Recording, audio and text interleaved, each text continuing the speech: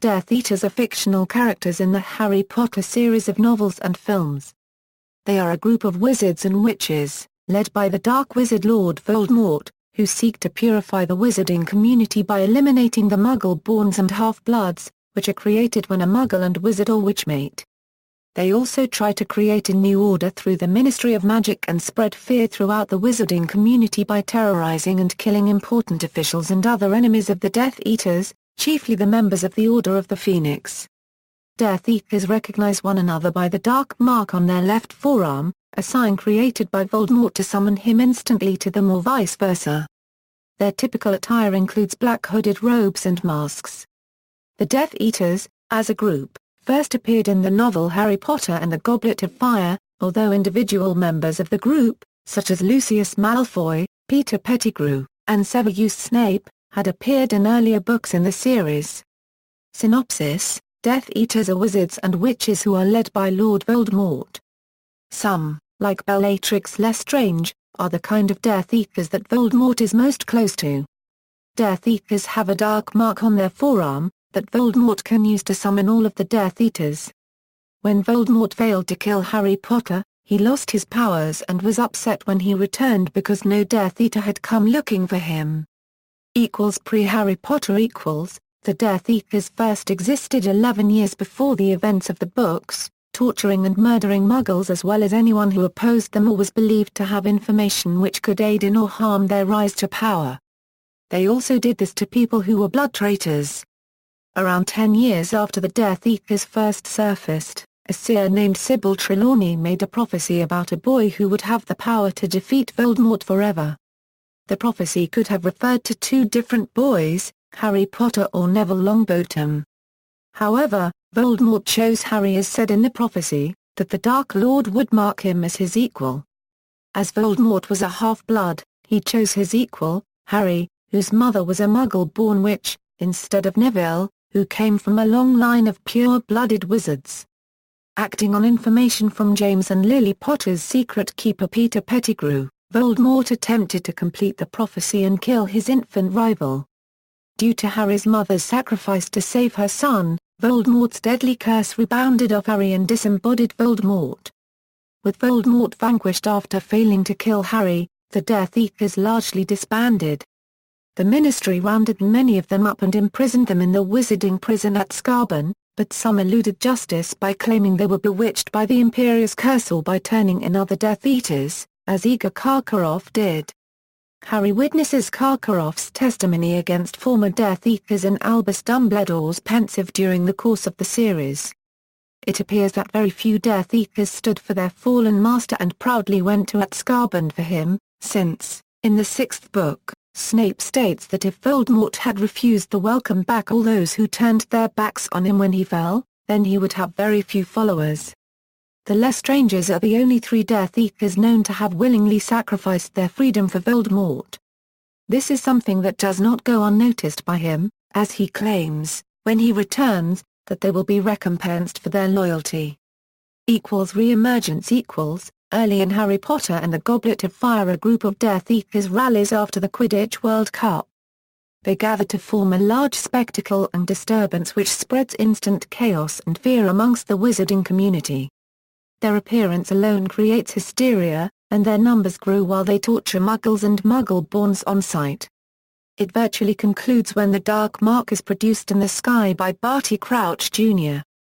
Voldemort, having regained his full strength at the end of Harry Potter and the Goblet of Fire, summoned his followers to him by touching Peter Pettigrew's Dark Mark.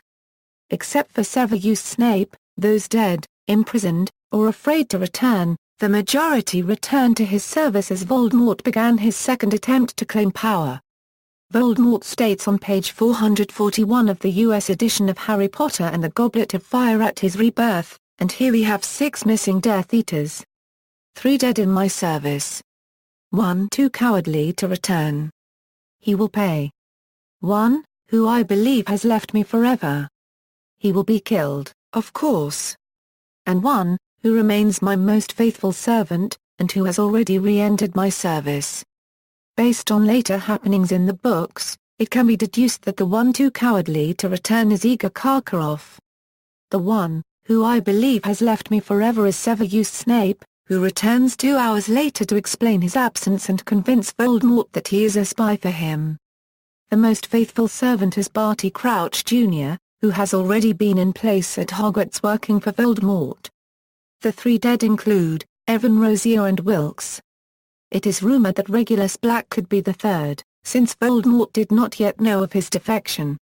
The Minister for Magic deluded himself into believing that Voldemort could not have come back and that it was all a lie cooked up by Dumbledore, who Fudge believed had designs on his political office. The Death Eaters use this tactical advantage throughout Harry Potter and the Order of the Phoenix to maintain their secrecy.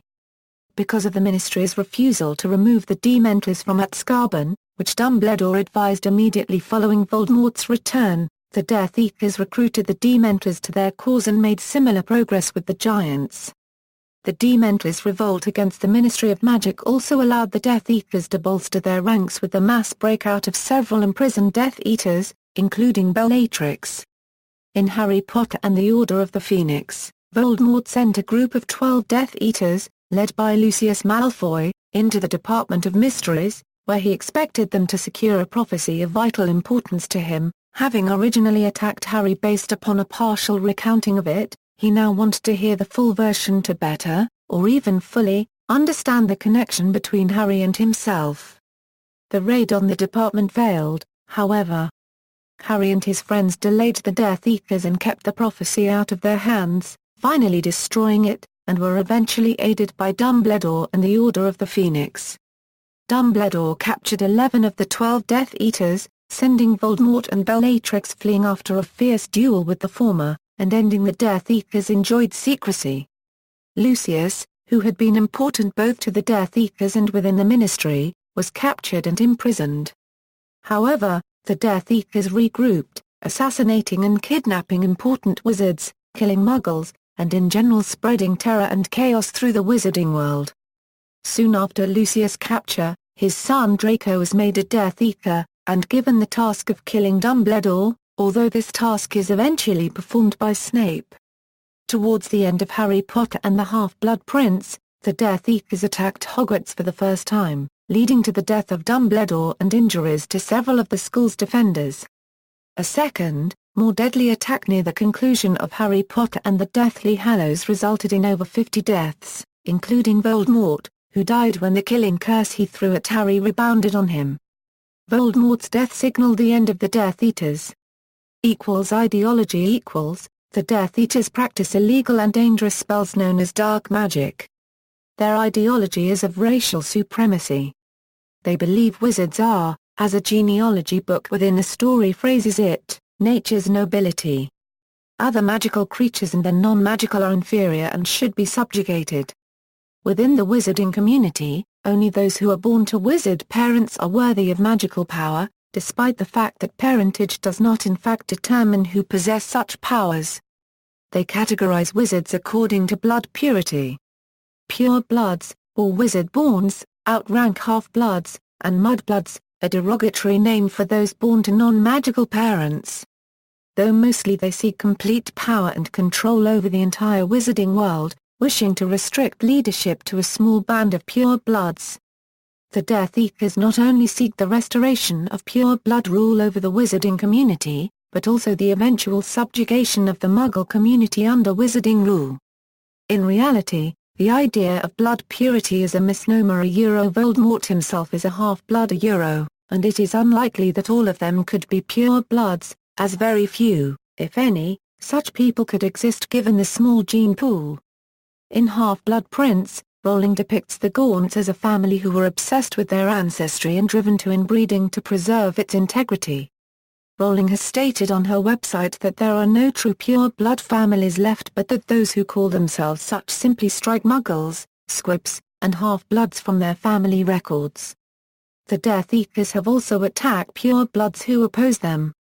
Examples of this are pure-blooded members of the Order of the Phoenix such as Sirius Black, the Pruitt brothers who were murdered because of their loyalties, or the entire Weasley family.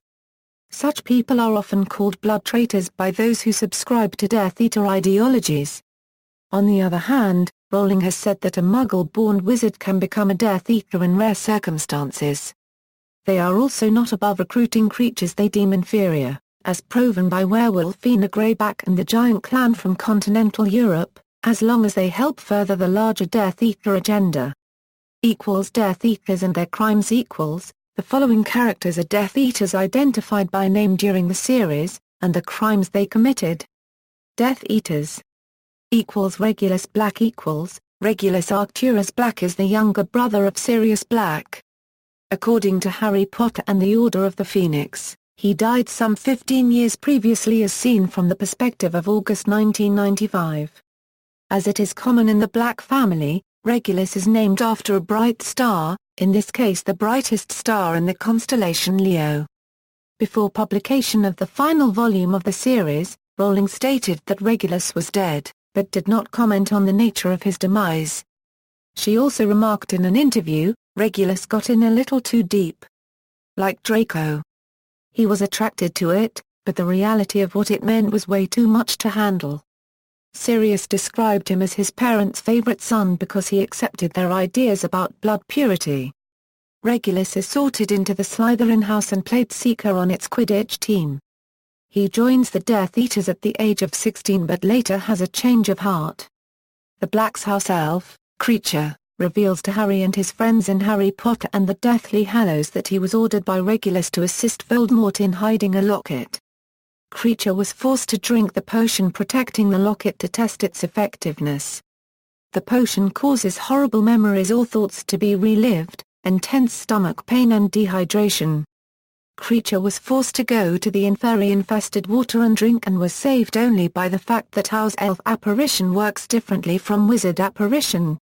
When Creature tells Regulus what has transpired, Regulus forces the elf to take him to the cave. While there, Regulus, instead of forcing Creature to drink, drinks the entire potion himself and switches the locket for a fake one.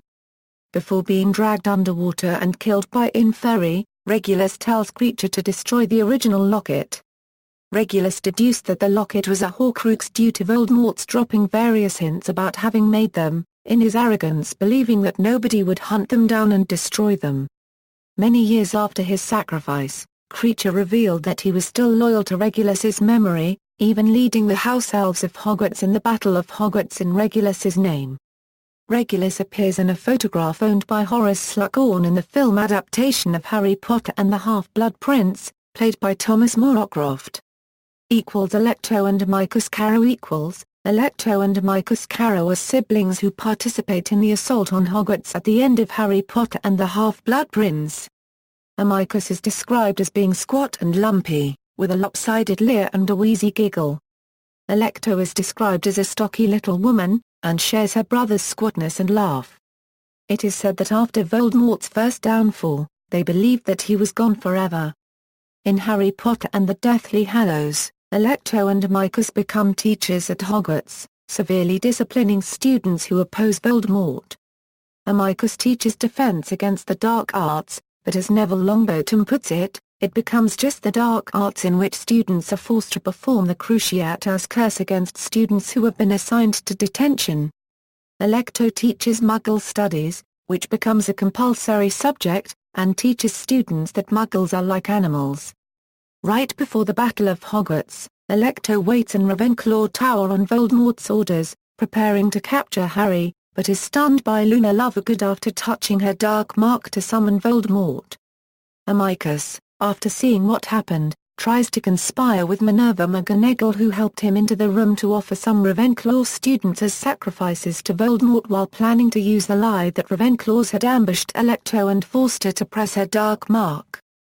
McGonagall refuses and argues with Amicus, who spits in her face. Enraged at this, Harry casts the Cruciatus Curse, with such power that Amicus passes out. Later, McGonagall places the Imperious Curse on him, then binds him with his sister and places him inside a net.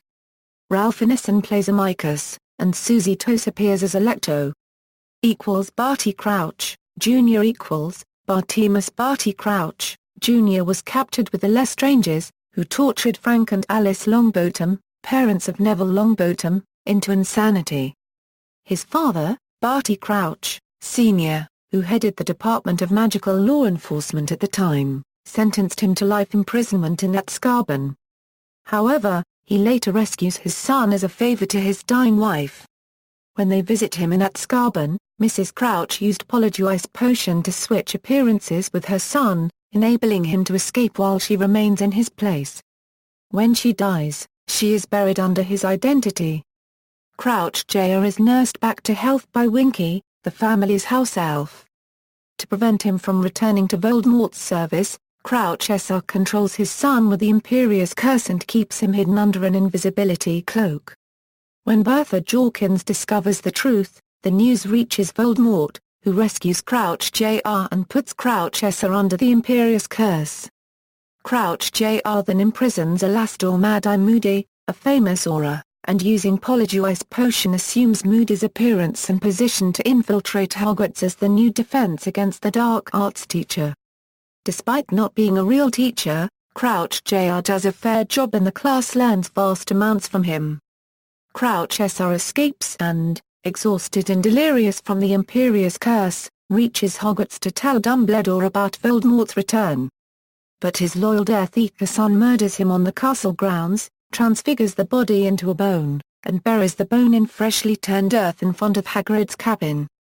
The revived Triwizard Tournament is held at Hogwarts, and Voldemort tasks Crouch Jr. with making sure Harry wins. To do so, he bewitches Victor Krum to attack Cedric Diggory in the maze and stun Fleur Delacour. When Harry and Cedric simultaneously touch the Triwizard Cup, which is a portkey, it transports them to the graveyard in Little Hangleton, home of the Riddle family. There, after killing Cedric, Death Eater Peter Pettigrew uses Harry's blood in a ritual that re-embodies Voldemort. The Dark Lord attempts to kill Harry, but with the help of the ghost echoes from Voldemort's wand, Harry escapes via the portkey. When Harry reappears at Hogwarts, the still-disguised Crouch Jr. hopes to succeed where his master failed. But Dumbledore, Snape, and McGonagall foil his plot. Under the effects of Veritasium, he recounts his plan to them. Although he is closely guarded so he can later repeat his testimony, Minister of Magic Cornelius Fudge has a demon to suck out Crouch's soul to silence him before he can be brought to trial and confirm Voldemort's return. He lives bereft of his memories or sense of self. He is played by David Tennant in the film adaptation of Harry Potter and the Goblet of Fire. Antonin Dolohov Antonin Dolohov has a long, pale, and twisted face, with a name that suggests he is of a Slavic nationality. He is confirmed in Harry Potter and the Half-Blood Prince to be one of Voldemort's first Death Eaters, being present at the Hog's Head when Voldemort comes to Hogwarts to request a teaching position and hide the diadem Horcrux, c. 1956. This makes him at least 60 years old at the time of the battle in the Department of Mysteries. Dolohov is one of the 5 Death Eaters who murdered Gideon and Fabian Pruitt. He also tortures many Muggles and opponents of Voldemort during the First War. Dolohov is imprisoned in Azkaban but escapes during the mass breakout. He participates in the Battle of the Department of Mysteries, where he causes injury to Herman, but is imprisoned again, and returns to Azkaban prison. He escapes once more sometime before the events of Harry Potter and the Deathly Hallows. He tracks Harry, Ron, and Herman to a Muggle cafe after they use Voldemort's name. He and his companion Roll are stunned, and have their memories erased by Herman and then are punished by Voldemort. Dolohov participates in the Battle of Hogwarts, killing Remus Lupin, whom at the 4th Dumbledore last sees fighting with him. He is also seen dueling with Dean Thomas until Parvati Patil uses the body-bind curse on him. Dolohov and Yaxley are later sent to look for Harry, and they mistakenly thought the boy would not give himself up. When the battle recommences, Professor Flitwick finally defeats him. He is portrayed by Arbanbar Akhtaraj in the film adaptations of Harry Potter and the Order of the Phoenix and Harry Potter and the Deathly Hallows a Euro Part 1. Fina Greyback Fina Greyback is a werewolf who is involved with the Death Eaters. He works alongside Lord Voldemort because Lord Voldemort promises fairness to werewolves around the country. He does not carry the Dark Mark as he is not a Death Eater. He is known as the most savage werewolf ever to live and is greatly feared throughout the wizarding world. He positions himself close to his victims when the moon is almost full. To fulfill his agenda of creating as many werewolves as possible, Greyback has infected scores of people including the young Remus Lupin, when Lupin's father had angered Greyback. Greyback is known for targeting young children. Unlike most werewolves, Greyback thirsts for blood even in his human form. In Harry Potter and the Half-Blood Prince, Greyback first appears on the night of Dumbledore's death, when he attacks Harry and badly scars Bill Weasley. Although Greyback does not transmit his lycanthropy because he was in human form at the time, Bill is subsequently shown to display a preference for very rare meat. In Harry Potter and the Deathly Hallows, Greyback leads a snatcher gang of dark wizards looking for Muggle-borns and undesirables in exchange for gold. When Harry accidentally uses Voldemort's name after it has been made taboo, Greyback is alerted and his gang attacks their camp. Harry, Ron, and Hermione are kidnapped by the Snatchers and are taken to Malfoy Manor. Bellatrix Lestrange promises Hermione to Greyback in return for his services, but the prisoners fight their way out and escape, Greyback being hit by a triple stunning spell. Greyback is the main werewolf within the pack that agrees to aid Voldemort in the Battle of Hogwarts. During the battle, Hermione, using a blasting curse, prevents Greyback from attacking injured Lavender Brown, and a crystal ball thrown by Professor Trelawney stuns him. He rejoins the battle in time for the Death Eater's last stand, when Ron Weasley and Neville Longbottom combine forces to take him down by magic. Dave Legeno portrayed Greyback in the film adaptation of Harry Potter and the Half-Blood Prince. He reprised the role in both parts of Harry Potter and the Deathly Hallows. Fina is the name of a powerful wolf in Norse mythology. Igor Karkaroff Igor Karkaroff is the headmaster at Durmstrang Institute, one of the 3 schools that enter the Triwizard Tournament. As headmaster, Karkaroff is also one of the judges. He is described as a neat, fussy-looking man with an oily voice and manner who sports a small grey goatee. While unctuously pleasant most of the time, he is capable of violent rage. He is also described as a man with yellowish teeth whose smile does not reach his cold stare. Karkaroff is angered and threatens to withdraw from the tournament when Harry is selected as a 4th champion and 2nd representative for Hogwarts. Although he is talked down and agrees to stay, he nevertheless shows evident favoritism towards the Durmstrang champion, Bulgarian Quidditch player Victor Krum. Sirius Black later identifies Karkaroff as a former Death Eater. Karkaroff was captured by Aurora Alastor Moody and imprisoned in Azkaban. Karkaroff later told the Ministry of Magic that he had seen the error of his ways, and named names, putting many people in Azkaban in exchange for his freedom. Karkaroff is thus also hated by Death Eaters. Karkaroff's history gives him a connection with Snape, also a former Death Eater. Karkaroff interrupts a potions lesson demanding to talk to Snape, and shows him his dark mark reappearing. Igor also apparently has an unpleasant history with Alastor Moody, and tries to avoid him unsuccessfully for the entirety of the tournament, not knowing that it is Barty Crouch Jr. in disguise. At the end of the novel, following Voldemort's return, Karkaroff goes into hiding, leaving behind his student charges at Durmstrang. In the 6th novel, Harry Potter and the Half-Blood Prince, Remus Lupin states that Karkaroff was found dead in a shack with a dark mark hovering over it, an indication that he was killed by other Death Eaters.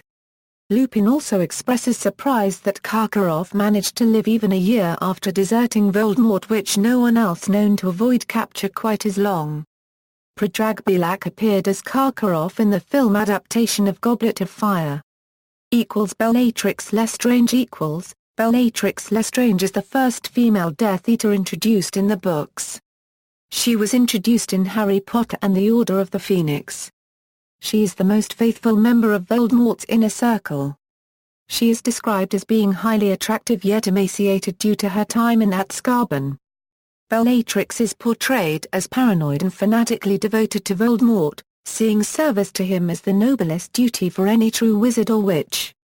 She takes an obvious pleasure in acts of torture and cruelty, as demonstrated when she kills her cousin, Sirius Black. She is a witch of prodigious ability, as demonstrated by her many victories in duels against other characters, and as noted by Harry in the final book. Her wand is walnut, 12 3/4 inches, dragon heartstring, unyielding and according to Ollivander should be treated carefully. Bellatrix was born Bellatrix Black to Cygnus Black and Drula Rosia in the year 1951 and has two sisters, Andromeda and Narcia.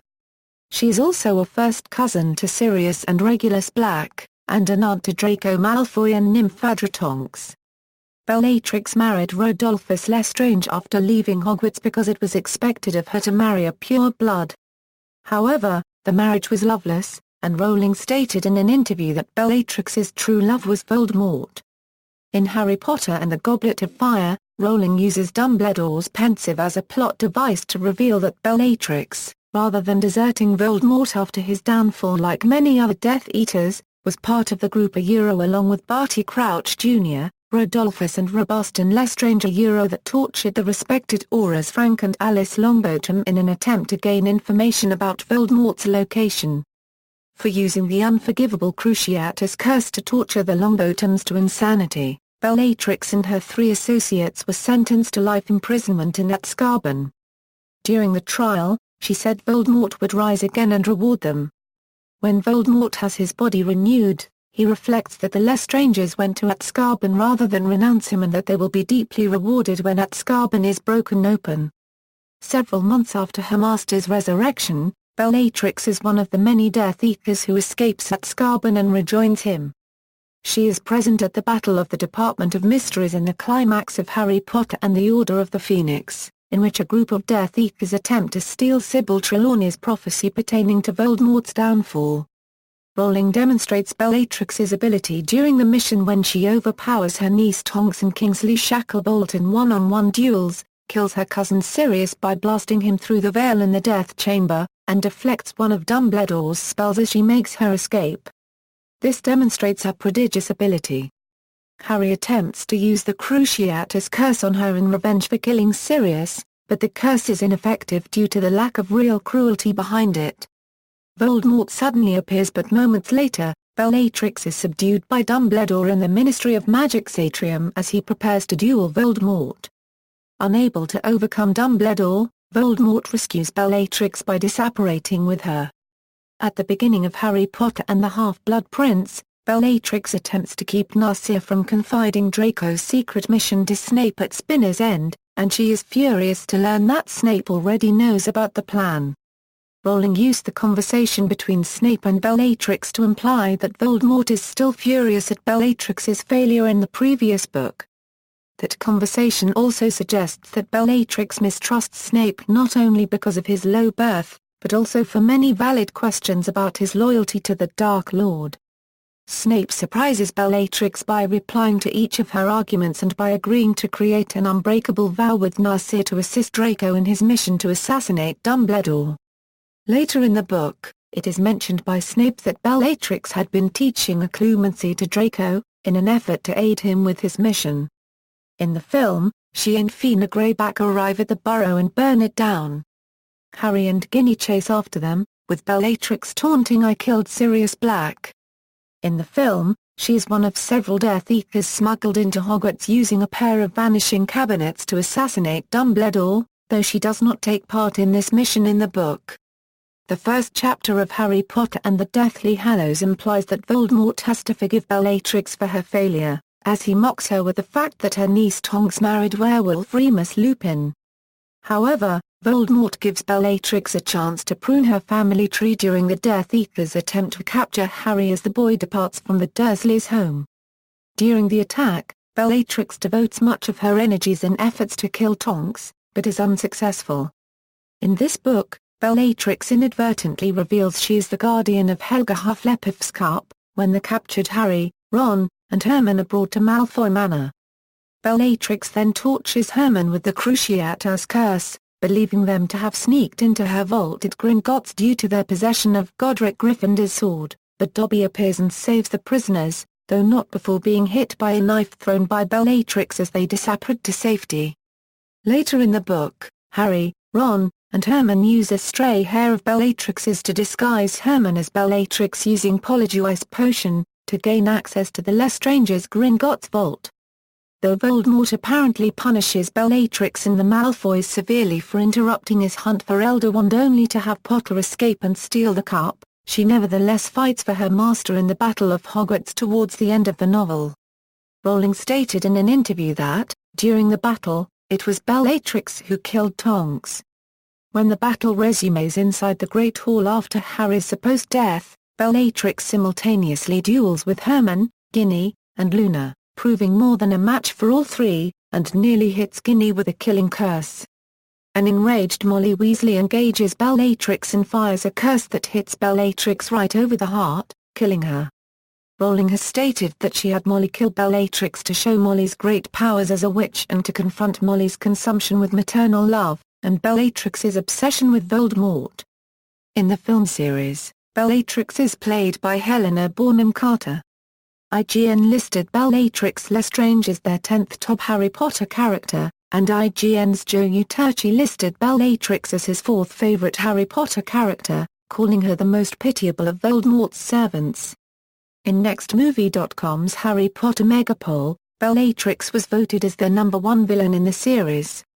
Novelist Stephen King notes that Bellatrix being called a bitch by Molly after she tries to kill Ginny was the most shocking bitch in recent fiction, and that it shows how adult the books had become. Draco Malfoy Draco Lucius Malfoy is a character and antagonist in J.K. Rowling's Harry Potter series. He is a Slytherin student in Harry Potter's year. He is frequently accompanied by his 2 accomplices, Vincent Crabbe and Gregory Goyle, who act as henchmen. Draco is characterized as a cowardly bully who manipulates and hurts people to get what he wants. Nevertheless, he is a cunning user of magic. He was played by Tom Felton in the Harry Potter film series. Lucius Malfoy Lucius Malfoy is a senior Death Eater and patriarch of a pure-blood wizarding family. He lives with his wife Narcissa Malfoy and their son Draco at the Malfoy Manor in Wiltshire. Lucius is a school governor of Hogwarts before he is sacked, and has very close connections at the Ministry of Magic. To maintain his reputation and influence, he makes donations to the ministry, to charity, and to St. Mungo's Hospital. He was educated at Hogwarts, where he was a prefect in Slytherin House. In Harry Potter and the Chamber of Secrets, just before Draco and Harry's second year at Hogwarts, Lucius plants Tom Riddle's diary in Ginny Weasley's potions cauldron while she is shopping for school supplies at Flourish and Blotts, in a plot to use her to reopen the Chamber of Secrets, which would lead to attacks on Muggle-born students. Lucius knows the diary is cleverly enchanted, but is not aware that it is a Horcrux containing a part of Voldemort's soul. Lucius intends to use the opening of the Chamber of Secrets by Ginny to discredit her father, Arthur Weasley, and Dumbledore. Lucius' plans are ultimately thwarted with the help of the Malfoys' house elf Dobby, and Harry, but not before the chamber is opened and Lucius uses the ensuing terror to influence the school's board of governors to discredit and dismiss Dumbledore as headmaster. Subsequently, Harry tricks Lucius into setting Dobby free. Upon this, Lucius attempts to attack Harry with his wand but Dobby disarms him before he can do any harm. Lucius is ultimately stripped of his title as a Hogwarts school governor. Despite his sacking, he still maintains strong ties with the Ministry of Magic. Lucius next appears in the beginning of Harry Potter and the Goblet of Fire during the Quidditch World Cup, sharing prime seats in the top box with Minister for Magic Cornelius Fudge. Later in that book, when Voldemort rises again and summons his Death Eaters, Malfoy rejoins him, claiming that he had done everything he could all along to find Voldemort and help him rise again. Harry, who witnesses Malfoy's declaration of loyalty to Voldemort, tells Minister Fudge, who refuses to believe him, and the wealthy Malfoy continues to maintain strong ties with the Ministry. During the climax of Harry Potter and the Order of the Phoenix, Malfoy is the leader of the Death Eaters who are sent to retrieve the prophecy from Harry in the Hall of Prophecy. Lucius tries several ways to get the prophecy from Harry without breaking it, but the boy and his friends manage to escape from the hall. Malfoy finally meets him in the Death Chamber, where Harry is about to give it to Malfoy when the Order of the Phoenix breaks into the Ministry and begins to duel with the Death Eaters. Dumbledore himself arrives at the end of the battle and Malfoy is captured and sent to Azkaban. By the final book, Voldemort has given Malfoy his freedom, though he looks significantly the worse for wear, having lost Voldemort's favor. Voldemort treats him with great contempt by hijacking his house for headquarters, and is forcing his son to do dark deeds against his nature, sparking sympathy for the notorious family for the first time in the series. Voldemort also borrows Lucius's wand, which is accidentally destroyed by Harry Potter. Later in the book, Lucius, along with his wife and sister-in-law, accidentally allow Harry and his friends to escape from Malfoy Manor. Voldemort punishes them severely, eventually putting them under house arrest. Despite his long-standing position as a Death Eater and Voldemort's advocate of pure blood supremacy, Lucius has decided his love for his family is more important than his involvement in the war. During the Battle of Hogwarts, he pleads with Voldemort to let him onto the battlefield to locate his son. He and the rest of his family are reunited at the end of the book. Following Voldemort's death, Lucius, Narcia, and Draco all manage to weasel their way out of being sent to Azkaban due to Narcia's aiding Harry in the Forbidden Forest. According to Forbes magazine, in 2006, Lucius Malfoy was number 12 on their Forbes Fictional 15 list. In the film series, Lucius is portrayed by Jason Isaacs as an adult.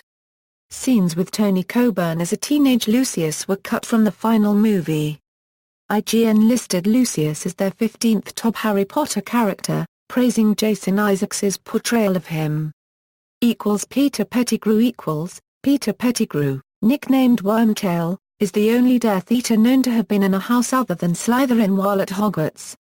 There, he was a close friend of Sirius Black, James Potter, and Remus Lupin, although he was the least intelligent and least talented of the group. With Sirius and James' help, Pettigrew becomes an animagus, with the ability to transform at will into a rat. After leaving Hogwarts, Pettigrew joins forces with Voldemort, and in exchange for his own life becomes Voldemort's spy within the Order of the Phoenix, of which Pettigrew is a member. When the Potters know that their son, Harry, is Voldemort's target, Sirius suggests to them to use Pettigrew as secret keeper because he does not believe Voldemort would ever suspect a weak, talentless thing like Pettigrew. Pettigrew betrays the secret to Voldemort, an act that leads to James and Lily's death. Sirius seeks revenge on Pettigrew, but during the confrontation, Pettigrew publicly accuses Sirius of the Potters' deaths, murders 12 Muggles, and cuts off his own index finger before transforming into a rat, thereby framing Sirius for the betrayal of the Potters, as well as for his own murder and that of the bystanders. Pettigrew is posthumously awarded the Order of Merlin, and hides during the next 12 years.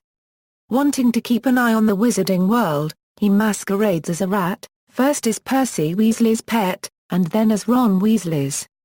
In this form, he is missing a toe from one paw due to the finger he cut off. Although Pettigrew appears in the first 2 books in the form of Scabbers, his identity is not revealed until Prisoner of Azkaban. When a photograph of the Weasley family appears in the Daily Prophet newspaper, Sirius recognizes Pettigrew's animagus form and escapes from Azkaban to track him down. The two confront each other in the Shrieking Shack, where Lupin in Black compels Scabbers to resume his human form. Pettigrew confesses his treachery, claiming to have committed it only to save his own life.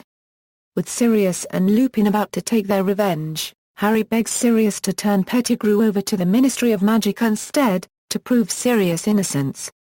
Pettigrew escapes while being led out of the shack when Lupin transforms into a werewolf. Harry's actions result in Pettigrew owing him a life debt. Pettigrew returns to the service of Voldemort, seeking him out in the forests of Albania and helping him to return to a feeble baby's body. He abducts a Ministry of Magic employee named Bertha Jorkins, who is able to provide Voldemort with valuable information. Pettigrew assists Barty Crouch Jr. in overpowering Mad-Eye Moody, setting up the events in the 4th book, Harry Potter and the Goblet of Fire. In the climactic confrontation in that book, Wormtail murders Cedric Diggory on Voldemort's orders, and brews the complex potion to regenerate Voldemort, severing his hand as one of the ingredients. Upon his return to corporeal form, Voldemort replaces Wormtail's missing hand with a silver one that possesses 5 intact fingers and great strength. Despite his actions, Wormtail's fortunes remain low.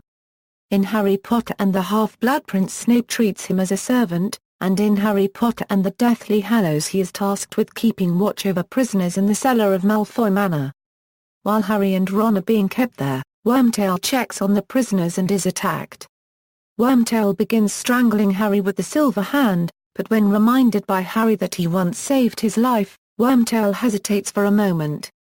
The silver hand turns against him and strangles him to death as punishment for his moment of pity.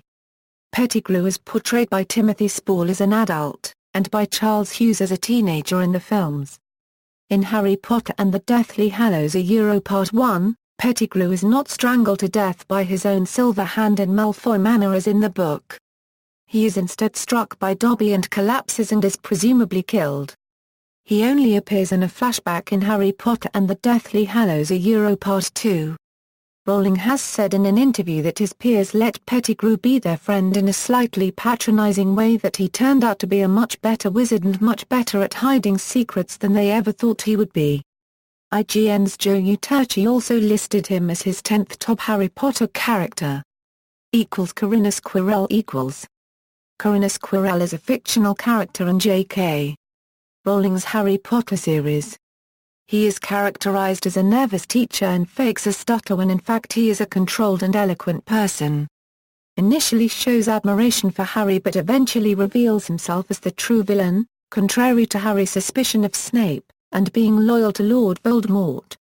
Severus Snape Severus Snape is a fictional character in J.K. Rowling's Harry Potter series. He is characterized as a person of considerable complexity, whose coldly sarcastic and controlled exterior conceals deep emotions and anguish.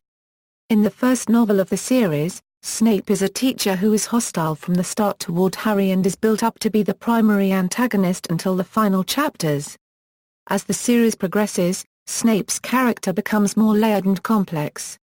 Rowling does not fully reveal the details of his true loyalties until the end of the final book, Harry Potter and the Deathly Hallows. Over the course of the series, Snape's portrayal evolves from that of a malicious and partisan teacher to that of a pivotal character of considerable complexity and moral ambiguity. Yaxley Yaxley is the brutal-faced Death Eater who is present in the battle in which Snape killed Dumbledore. He is one of the more prominent Death Eaters, and one of Voldemort's spies in the Ministry of Magic. In Harry Potter and the Deathly Hallows, Yaxley is invited to Malfoy Manor to witness the murder of Charity Burbage, and argues with Snape about the correct date of Harry's departure from the Dursleys, but John Dawlish, an Auror who is tricked by an Order member, gives him incorrect information. Yaxley announces to an impressed assemblage of Death Eaters that he has placed the Imperious Curse upon Pius Thicknesse, the head of the Department of Magical Law Enforcement. He uses Thicknesse to Imperious the other major department heads and they allow Voldemort to murder Rufus Scrimgeour. Thus Thicknesse becomes Minister for Magic. When Harry, Ron, and Hermione, disguised as Ministry officials, enter the Ministry to find Slytherin's locket, it is revealed that Yaxley has become head of magical law enforcement. He also assists Dolores Umbridge in leading the Muggle-born Registration Commission, and the two seem to have a good relationship, together humiliating the Muggle-borns. Both are immobilized by Harry, but Yaxley recovers and grabs Hermione while she is apparating her friends to safety. Yaxley arrives with them at Grimmauld Place, allowing him to reveal their headquarters to the Death Eaters, but not to the location that the trio subsequently apparat to. He participates in the Battle of Hogwarts, where he duels with Professor Flitwick and is later seen among those who wait with Voldemort for Harry Potter to come to him, mistakenly believing that Harry would not come within the allotted time. When the battle resumes, he is defeated by George Weasley and Lee Jordan. Peter Mullen plays Yaxley in the film adaptation of Deathly Hallows. References. External links. Death Eaters on Harry Potter Wiki, an external wiki, the Harry Potter lexicon item on Death Eaters, how to pronounce Bellatrix's name at the official Scholastic website, Pottercast number 40, Bag of Tricks, a podcast debating Bellatrix's role in the series, When Harry Met Osama. Terrorism Comes to Hogwarts.